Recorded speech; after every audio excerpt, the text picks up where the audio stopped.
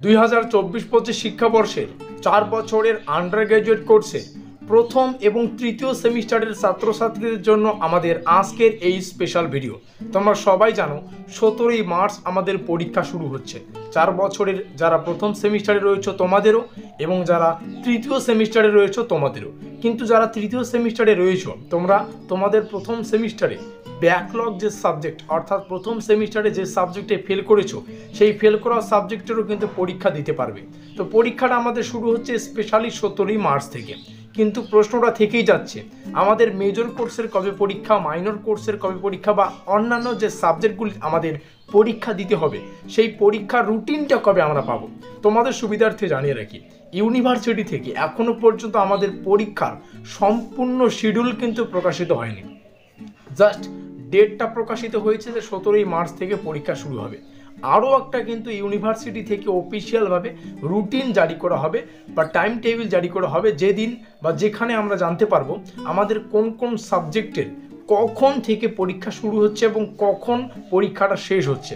তো সেই সম্পর্কে এখনও পর্যন্ত ইউনিভার্সিটি তেমন কোনো আপডেট জানায়নি।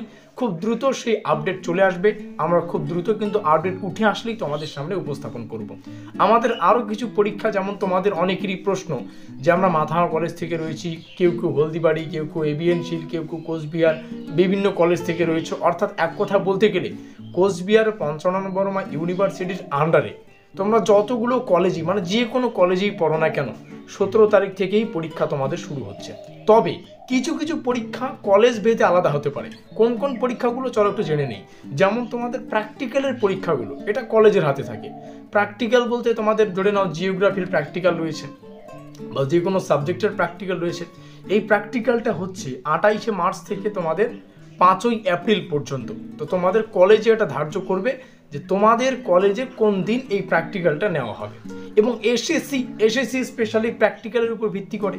তো এসএসসির যে ডেট রেঞ্জ সেটা হচ্ছে 7ই এপ্রিল থেকে 12ই এপ্রিল। এটা হচ্ছে আমাদের প্র্যাকটিক্যাল।